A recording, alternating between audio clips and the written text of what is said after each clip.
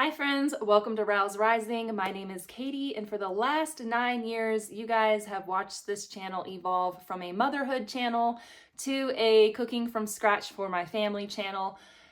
Mostly it's about holistic motherhood, lifestyle, and parenting, and we have done everything from home birth, yeah, we've done that here, to pantry prepping and stocking up for the apocalypse. All of those things are important topics and things that I have shared about extensively on my channel. And today we're going to share about a completely different topic. And this is one that's not new to me. I've been struggling for about 25 years with chronic back pain. And I've shared about it on this channel with you guys. I've shared openly about my struggles, about how it's frustrating and I felt limited in my life. Many of you know that I come from a pretty strenuous background, I would say. I grew up with 4 older brothers that I tried to keep up with. I was climbing trees and I was a tomboy out there just doing all the things trying to keep up with them, and that carried into my teen years, and I wanted to do all the cool things, right? All the cool things. So I started snowboarding, I started racing motocross, I was skateboarding, I was doing all the things and I was loving my life. I also ran long distance. Well, I had a snowboarding accident and really hurt my back. I went for about 2 years with intense leg pain in both of my legs, and many doctors told me, you're fine, your back's fine, you're too young to have a back injury, you've got patellofemoral syndrome, you've got tinnitus in your hip, all of this is from running, you're a long distance runner, so you've got all these overuse injuries, that's why you feel like both of your legs are exploding.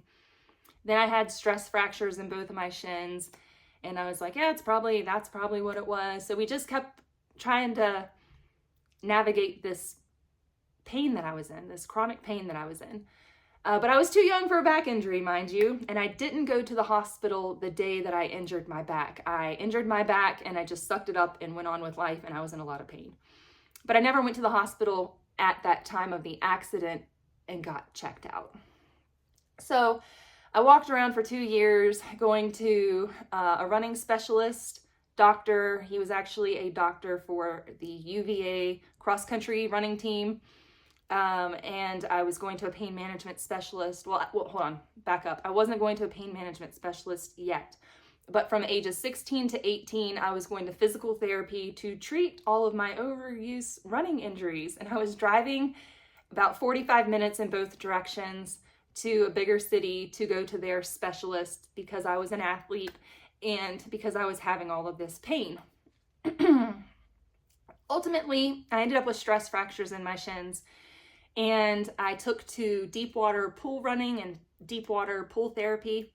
I worked at a fitness center. I was a lifeguard, and I worked at 5 o'clock in the morning before school. And then I would go to school, go to either cross-country practice or cross-training or track practice after school, and then I would go back to work, either lifeguarding, working in a restaurant, or those were my 2 main jobs in high school. So I worked a lot, and I had to work to support myself, and I had to keep myself going, and I loved to run, and running was my vice back then. However, every day that I ran, I had extreme pain in my legs. So I was fine when I was running. That's what I told everybody. I was fine when I was running.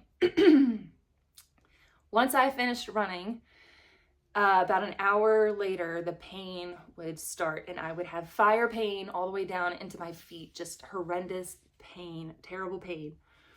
I tried ice baths, I tried everything. So ultimately at 18 years old, I went to a chiropractor, and the chiropractor said, hey, you need to go get a scan of your back. There's something wrong. So I went and had an MRI. Turns out 2 years I had been walking around with stress fractures in my shins and all of these other things that they were treating.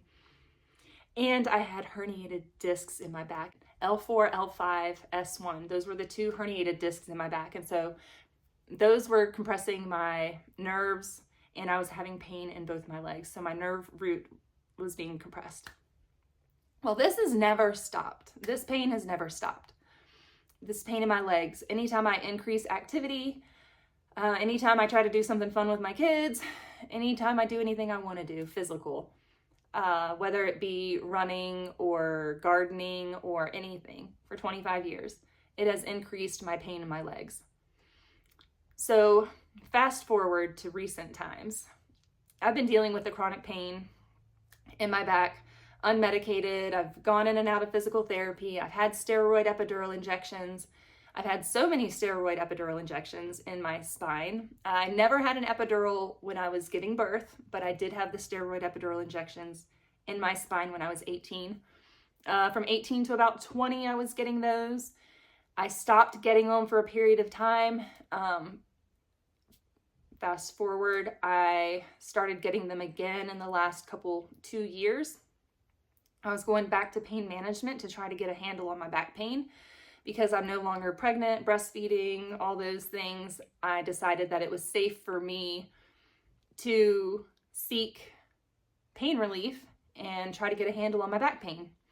So I started getting steroid epidural injections, but throughout this whole time, I've been having severe stomach pain and episodes of severe stomach pain. So it turns out that I've got something going on with my pancreas. I discovered about 2 months ago that I can no longer get the steroid epidural injections that were helping me so much because they can affect your pancreas. So that was really devastating news, devastating. And I went into a depression. I was already in a depression.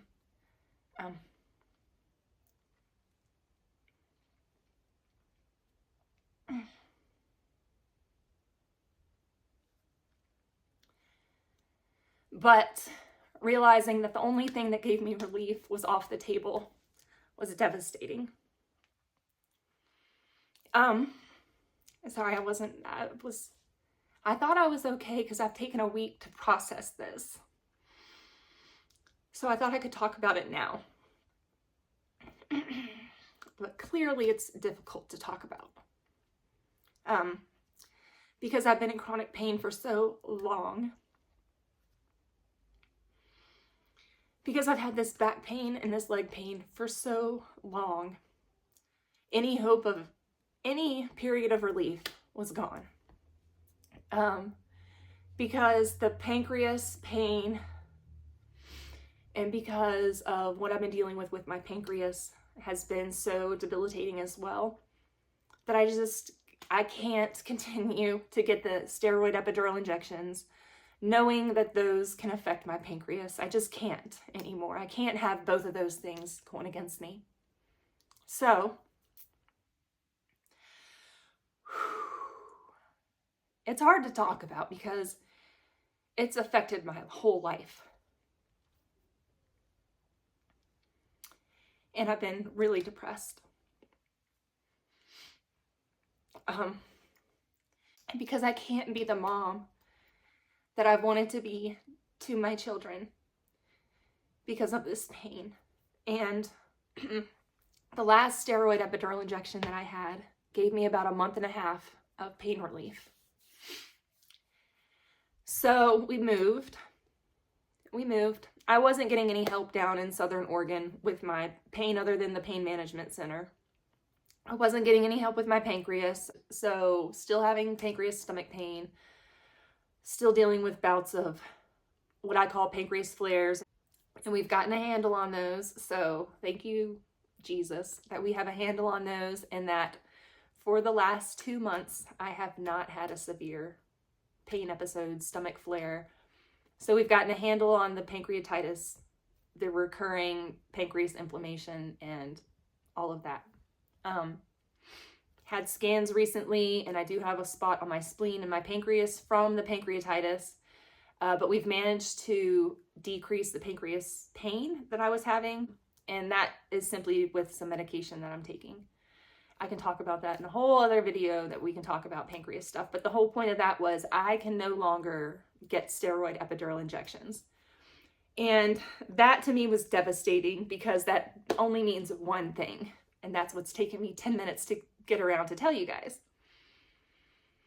is the thing I've been avoiding for 25 years. First of all, I was too young to operate. They kept saying, now when they found out what was going on with my spine and with my back and with my nerves being crushed, They kept saying, well, you're too young to operate. We don't want to operate on your spine at this point. You're too young. And I was too young, and I agreed. I wanted to do all the things. I was racing motocross. I didn't want to have surgery that could compromise my back in the long term, and I'm still dealing with that. I'm still wrestling with that. So I had an MRI, and I'm now crushing my nerves, which is what I've been experiencing, which is why I've had to start using a cane. Why I'm not cooking so much.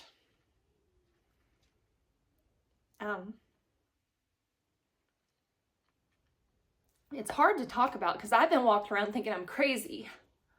Just thinking I'm crazy in all this pain, right? I just think I'm crazy. When I talk about it, people say I'm a hypochondriac, or if I share it on my channel, I've had very few people, but there's a couple people, and it hits me really deep in the chest, that say that I'm a hypochondriac or that I'm overreacting or whatever.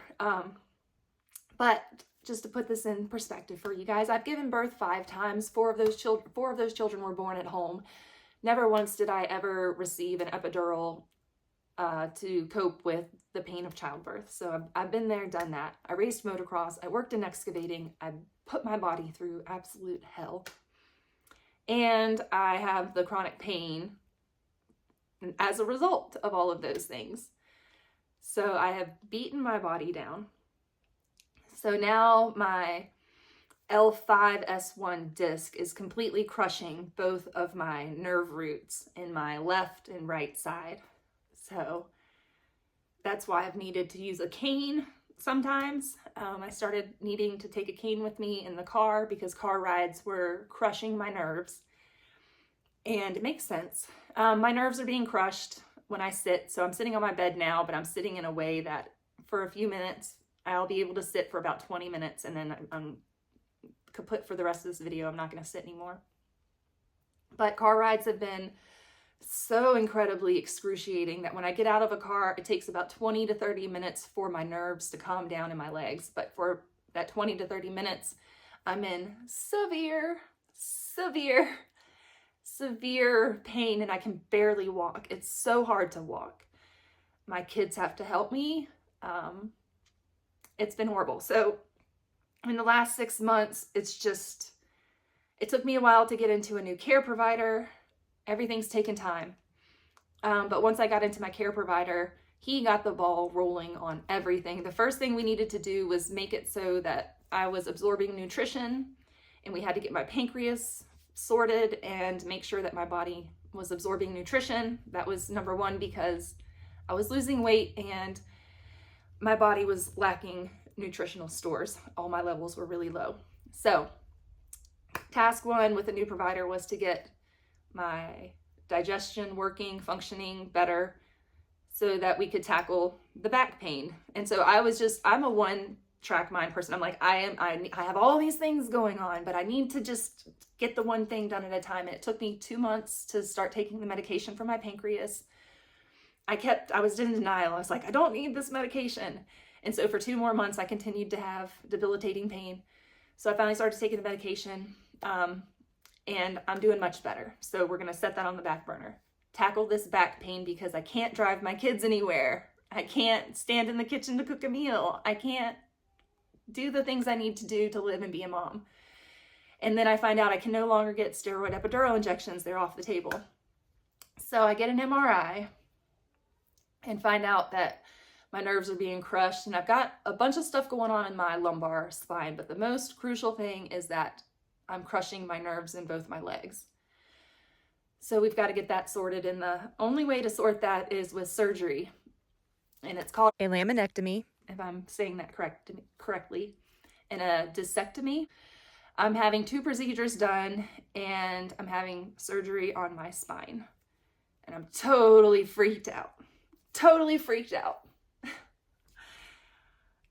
I'm a mess, and this past week has been really difficult. I've struggled with sleep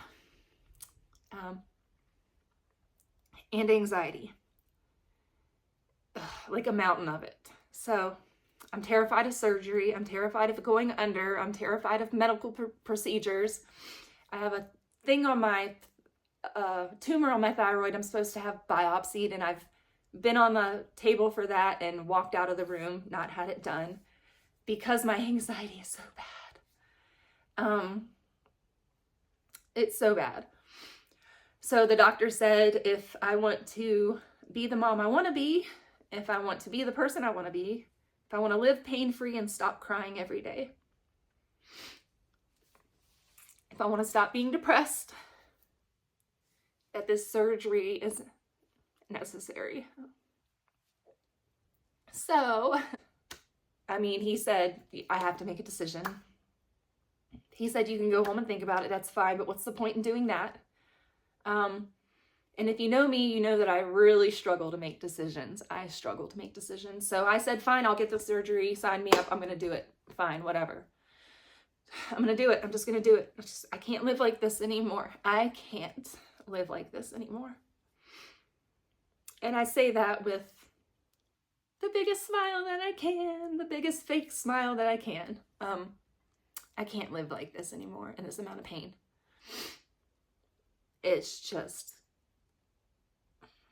25 years of leg pain that just some days completely wipes me out, where I have to lay flat on my back.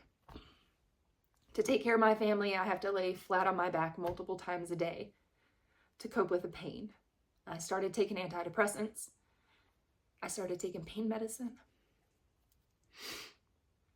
All of things that I've done this for the last 20 years. I'm crushing the nerves in my legs, and if I don't do anything about it, I'm at risk for permanent nerve damage, and my leg's not working very well. So the surgery is necessary. Now, here's the crazy part. Since deciding to get the surgery, I have met numerous people who have had the surgery. Just the other day, we were leaving Hagen's mountain bike practice, one of my kids' mountain bike practices, and her coach was up ahead of me. And Hagen and I were chatting back and forth, and she's about 20 feet or so ahead of us, and she just turns around and says, oh, I can't turn around that well. She says, oh, Hagen's doing so great. She's really doing well. She's improved so much. She starts talking about that. And I said, yeah, it's awesome that you guys are able to take our kids out on the trail, in lieu of, I can't take them out on the trail. I said, I've got back problems. I'm about to have surgery, so I'm not going to be able to get out on the trail with her, or at least this season. So it's going to be about a year. Got to get back around to when the snow melts. And she said, oh, really? What kind of surgery are you having? And I told her, and she said, I had the exact same surgery when I was 27. So she was 27 when she had the surgery. She unfortunately had permanent nerve damage before the surgery. And she had the exact same surgery because she already had the permanent nerve damage, and they had to do the surgery to prevent further damage. She's had the surgery, and she's on her mountain bike, and she's mountain biking. So that gave me a lot of hope. Hope's my middle name. If you didn't know, now you know. And then I've talked to other people, and Aaron's talked to people, and then Aaron's mom had the surgery, but she's passed away now, so we can't ask her about it. So, but let's just move on from that and talk about, I'm so stressed out, y'all. I'm about to be out of commission for 6 weeks. I'm not allowed to lift anything more than a coffee mug for 6 weeks. So I'm in a new town. I have no support system. I told the doctor, maybe I should wait till I have a better support system. Maybe I should wait until there's people around me that can help. And he said, what's the point in waiting? Look at you, like you're not functioning. So why wait? Get it done. And then my husband said the same thing. He's like, why would you wait? Why would you wait and put yourself through any more of this excruciating pain? And I said, because I have a family to take care of. So I'm freaking out. I'm freaking out. Aaron asked his sister to come.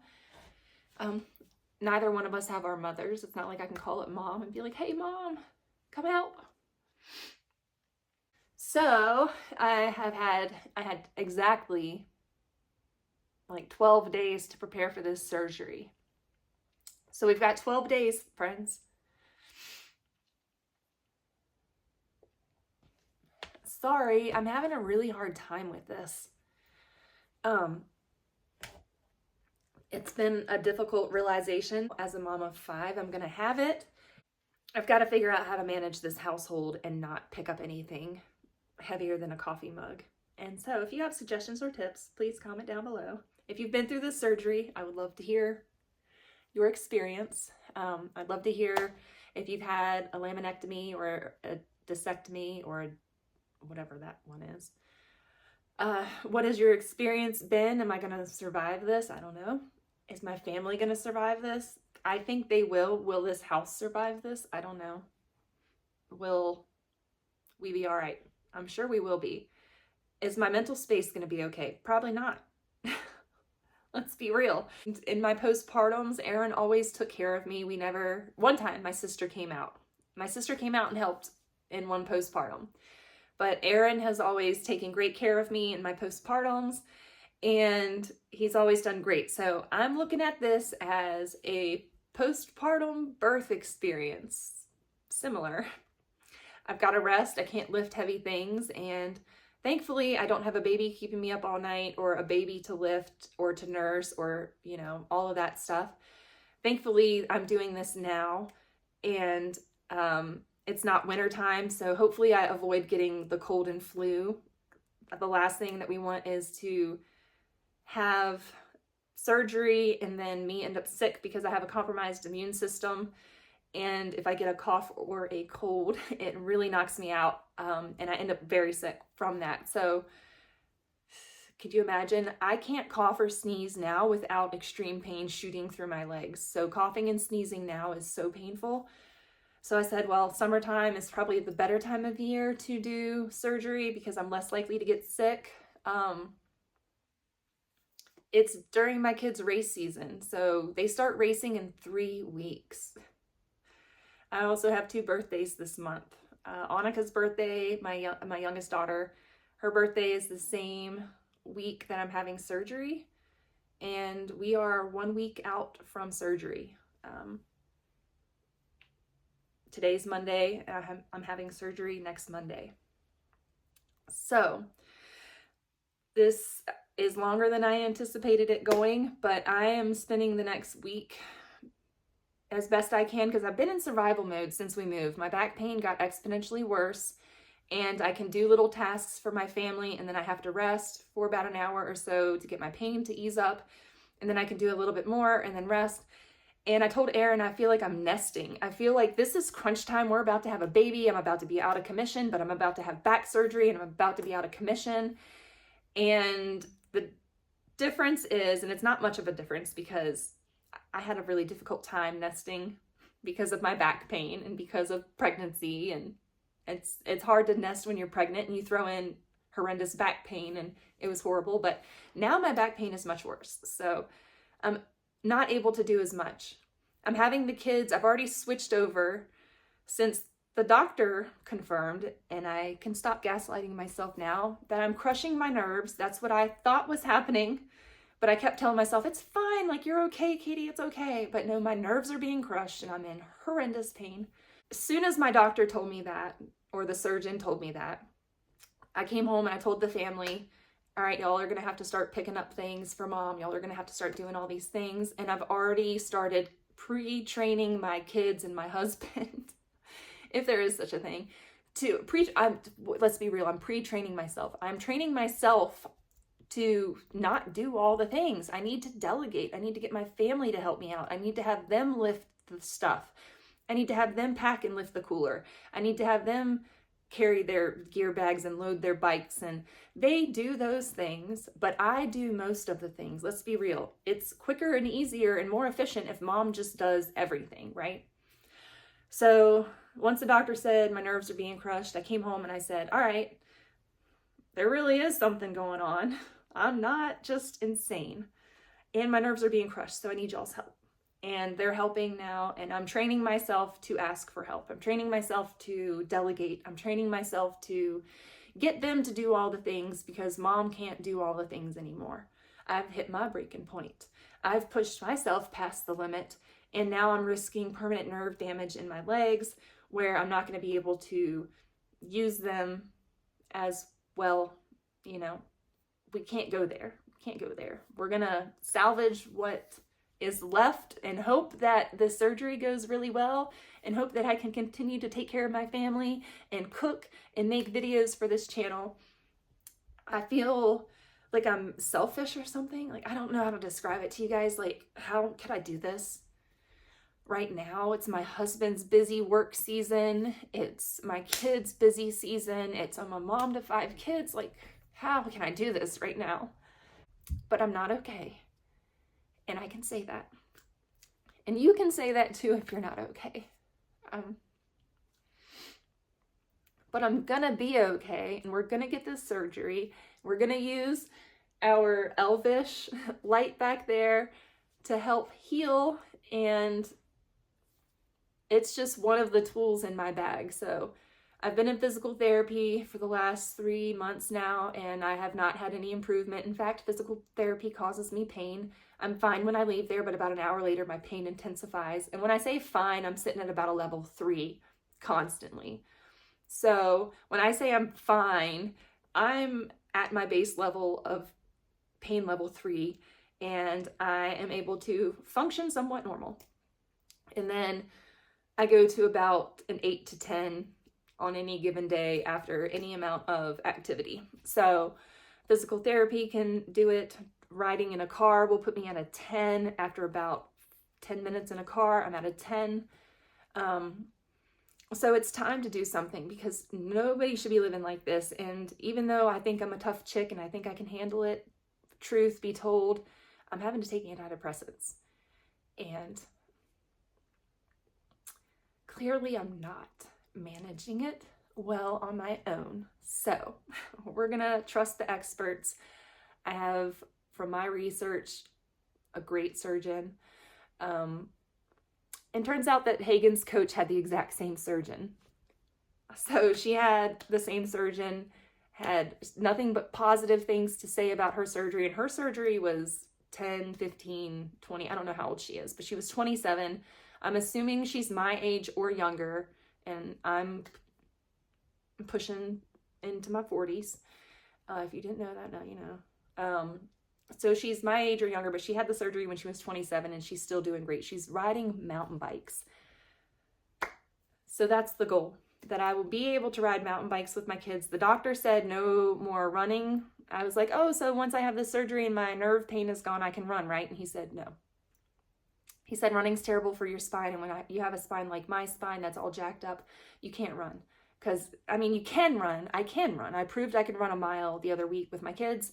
I ran a mile. I had severe debilitating. I was laid out the rest of the day. We ran the mile in the morning, like around 9 o'clock in the morning, and I couldn't do anything the rest of the day. That was stupid. I shouldn't have done that. But I proved I could run a mile without stopping. Stupid. So that's where we're at. I can keep gaslighting myself and keep doing further damage to my nerves and my spine, or I can get this surgery and suck it up and stop running. He also said to take up road biking, less impact. I've known that I'm not supposed to do impact sports, okay? I'm well aware of this. What fun is that? So we're going to just try to get to where I can function again, where I can live my life and take care of my family and not be laid out in the bed every other hour or using a cane because I can't walk. So, or using a walker or a wheelchair. Oh my goodness. It's headed down that path if I don't do something about it now. I know this because my situation has gotten worse in the last 6 months. I don't know if it's the stress of the move, if it was something I lifted during the move, what it was, but things have gotten exponentially worse. So something has to be done. And if I want any quality of life improvement at this point, I have to have surgery to fix my spine or to remove bone and carve out some disc and make room for those nerves that are being crushed by bone and by bone and disc. So in the future, I hope this is not the case, but he's already saying that I need a disc replacement surgery. We're not going to go there yet. We're not even going to go there. I said, can you let's get rid of this pain first, get this pain under control, get my life back, and then see where we're at. But he's pretty convinced that I need a disc replacement surgery. We're not gonna go there yet. Because I mean, he was almost wanting to do that now, and I like didn't want to go there because that's a whole other really super invasive, crazy surgery. And I already think that this one is crazy enough. I'm already totally freaked out. So, encouragement, positive thoughts and vibes. This is something that I have mulled over for 25 years. We knew that this day was going to come. I knew I was going to need spine surgery eventually to like help with the pain, but I was in denial that it was going to happen. So thank you guys for listening to my way too long of a video, but I'm just still trying to process it all. It's been a week since I decided to get this surgery, and I'm totally freaking out.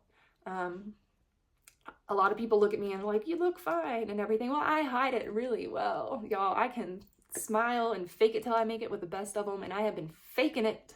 My channel's been around for 9 years, and I have shared with y'all the hard times, this much of it, but I don't share a lot of it because I don't want people to think I'm a wimp.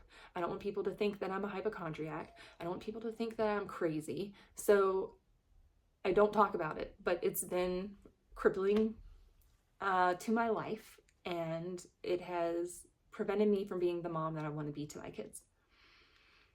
So if I want to be able to take walks around the block and go on bike rides with my kids and go swimming with my kids and take them on hikes and take them on road trips, I can't go anywhere outside of a half hour without, like, I can't even tell you the crushing nerve pain in the car. I can't get on a flight. I can't get in a car. You'd have to tranquilize me. For anything more than a half hour, I would have to be completely medicated out. So thank you guys for listening to this. This is why my channel is dive bombing right now, because I can't do all the things, and the one thing I had to let go was YouTube.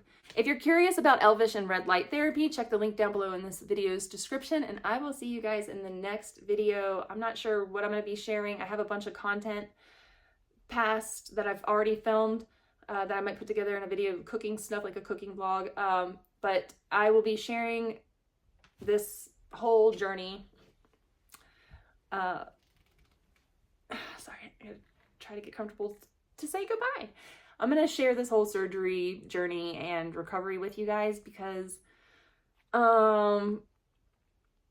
if you're facing it and you're as terrified as me, then maybe you want to hear that everything went swimmingly beautiful and that now I'm pain-free.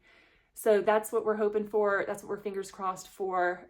And I hope that if you're suffering with chronic pain, that today is a good day. I really hope that for you. And I will see you guys in the next video. Thanks so much for hanging out with me. Bye. Let's go to work, 'cause I'm tripping. Gotta work on myself, 'cause